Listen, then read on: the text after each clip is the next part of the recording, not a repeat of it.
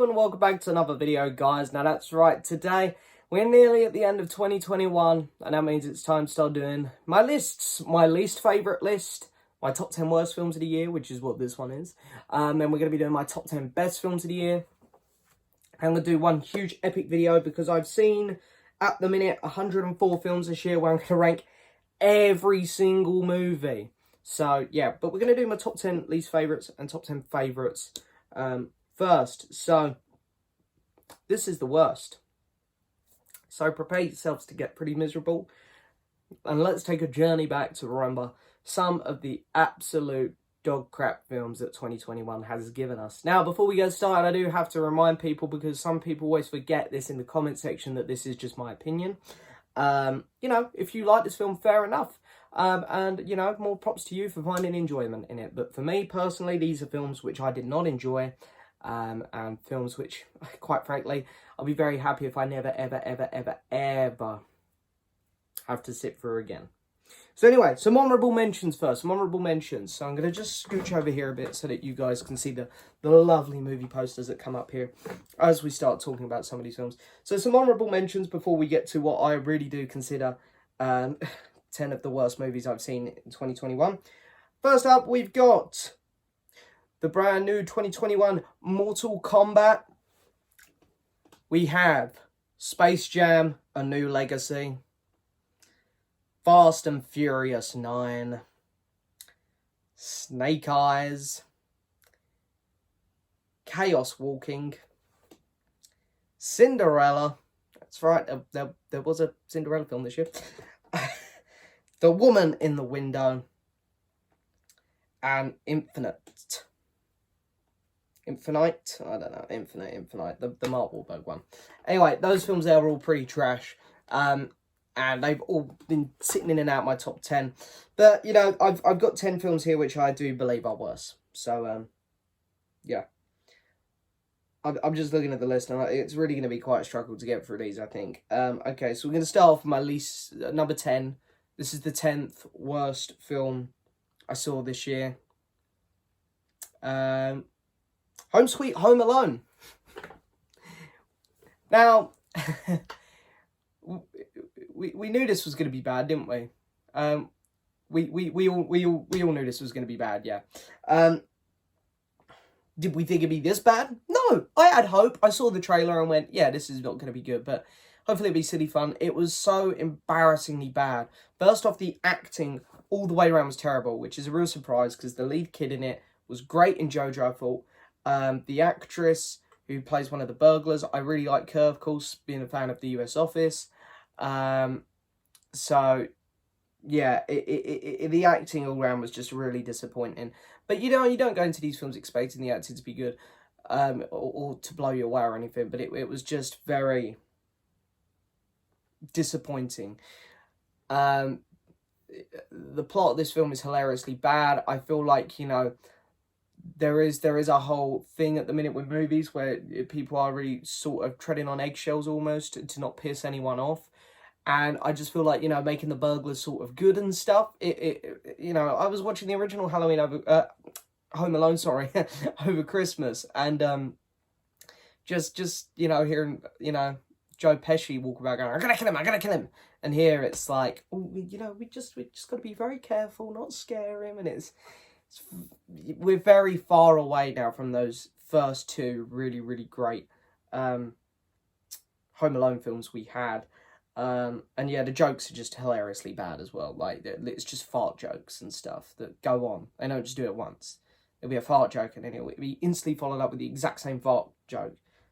And it is that level of bad. Home Sweet Home Alone is absolutely terrible. Coming in 9th place is Tom and Jerry, the Tom and Jerry movie.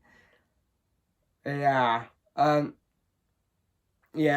So, you know, I grew up watching Tom and Jerry. I grew up watching Looney Tunes and all that stuff. So, is this film, you know, the thing with this film is, when it's just Tom and Jerry messing about, it's okay. But, honestly, it's like 10% of the movie. The rest of the movie, they're obviously mixing with real-world stuff.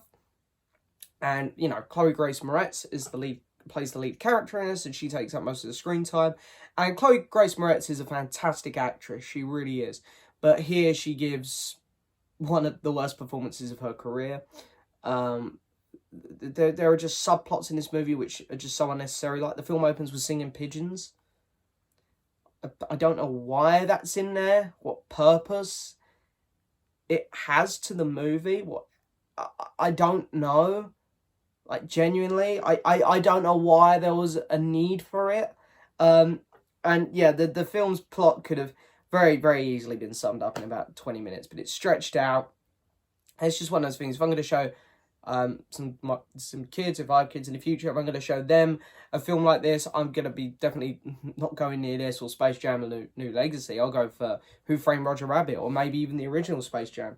Yeah, Tom and Jerry was not very good, and it's a shame because I was hoping for a bit of an innocent, fun time. And yeah, it also sends some really weird messages, this movie. Like, yes, kids, cheat and lie, and you'll get the jobs you want, and you'll go forward in life. Well, yeah, weird. Anyway, next up, coming in 8th place. Oh, it's a good one. I'm going to piss some people off. Venom, Let There Be Carnage. Wow, what a train wreck of a movie. Absolutely awful. In terms of the big blockbusters that I saw in cinema this year, this is the worst one without a doubt.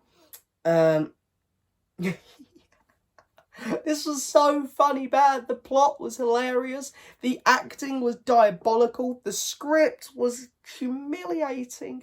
There was nothing good about that. One good thing. Carnage looked cool. That's it. The rest of this movie is so bad. The pacing is dreadful. The script is just so bad. So bad.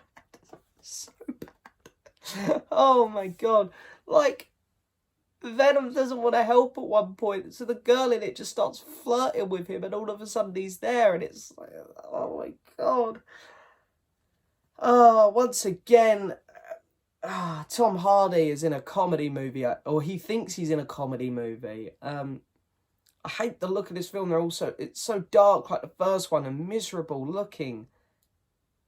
The jokes, there's like one or two that land. Other than that, the rest fall flat on their face. This isn't Venom. Folks. It's not. Go read some comics. Better versions of Venom out there. Trust me. This film fucking sucks. I hate it. With a passion. Yeah. Right, next up, we've got another Chloe Grace Moretz film, Shadow in the Cloud. Yeah, no, I think this was shown at some film festivals, so it might have 2020 online and stuff next to it, not 2021, but it was released on Amazon Prime here in the UK, 2021, and this film was so bad, like, trying to do it without spoiling it, obviously. The plot of the film is, like, she's got on a plane, I think it's set during the Second World War. She's got on a plane, and she's got some important information. She needs to get from one place to another. However, you know, it's not just about her fitting in with this group of, you know, young soldiers, group of soldiers, you know, they're all guys. All of a sudden there's a baby involved. There's a relationship drama. Then there's weird flying monsters. And then there's a scene where she falls out the plane. While the plane's moving, she falls out. But there's another plane underneath which explodes. Somehow shoots her back up into the same plane. And just really dumb shit like that. The script is diabolical. I hate this movie. Once again, Chloe Grace Moretz, I don't know what she's doing because she's a good actress. I really like her. She was crap in this film as well. Yeah, Shadow in the Cloud. Okay, then we got... Things Heard and Not Seen. This was a Netflix film. Amanda Seyfried, who I really like. Who else was in this movie? One of the actresses from Stranger Things, who I quite like. I forget her name. Yeah, this was a movie that come out and had some serious identity issues. Is it a horror? Is it a drama? Is it a thriller? I don't even think the director could tell you, because honestly, this film throws it all at the screen.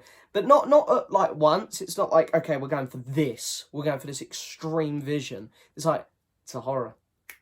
Changed my mind. Now it's this. Changed my mind. Now it's that. Yeah, and yeah. How this film resolves itself as well was so bad. So bad. Yeah, I honestly, and like, none of the actors are giving any good performances, really. I just don't even know what to say about this film, to be honest, quite frankly. It's bad. I don't like it. There we go. Next up, I was expecting this to come in probably last place, to be honest. So, I'm actually not going to be super harsh on this one. Fair play to it. The Kissing Booth 3 happened. They somehow got to a third movie. Yeah, I don't know how, but they got to a third one. And it's not dead last on my list, to be fair.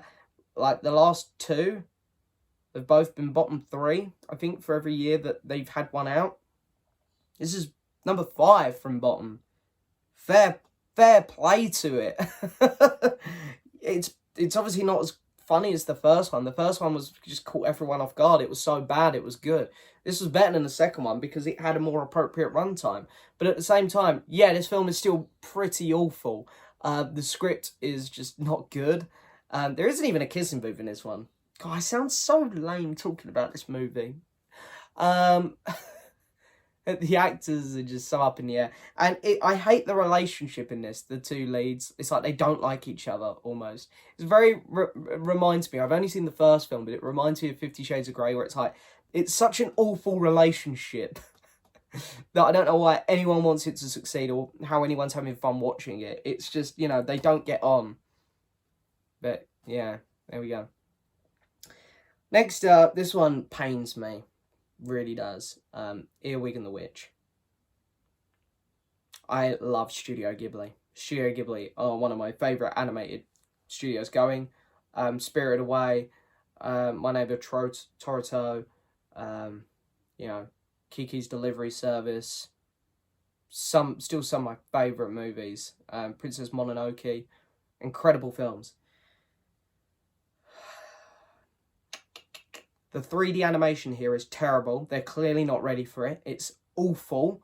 It looks like something from 20 years ago. The voice acting, Japanese voice acting, is not good. The English dubbing is even worse. Maybe some of the worst voice dubbing I've ever heard.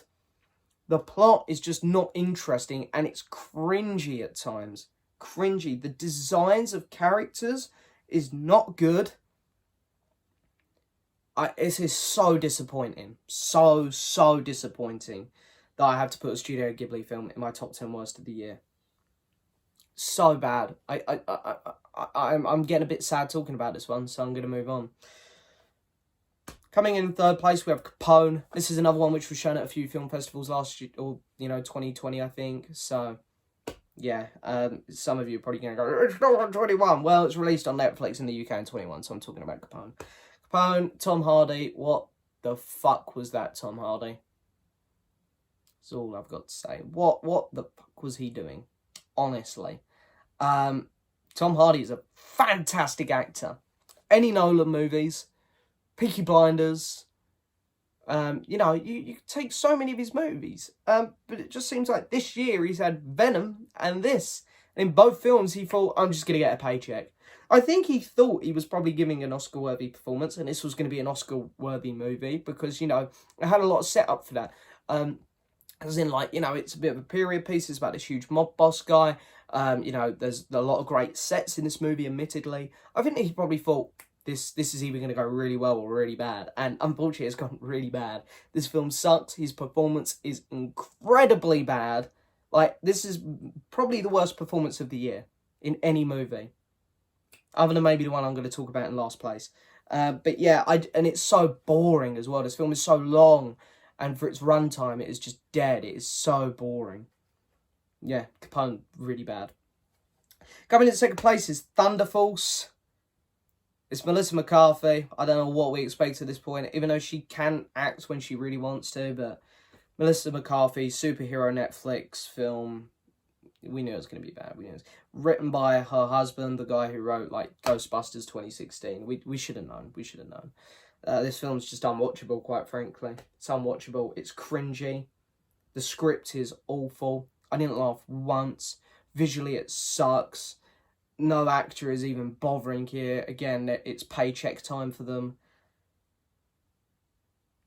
I don't even know what I could say. It's just so bad. It's so bad. Yeah. It's worse than Ghostbusters 2016, which is an achievement for this team. Yeah. Okay. Coming in last place is another Netflix film. Netflix, get your shit together next year, please. Hes All That. Yeah, I know. Some people are probably going, really? You've even bothered? Yeah, I did watch it. I did. I think they thought they'd been clever in the editing style sometimes, you know, like having it on phones and stuff. It's one of the worst choices I've ever seen for a movie like this. The editing itself in the movie was awful, the cutting between scenes.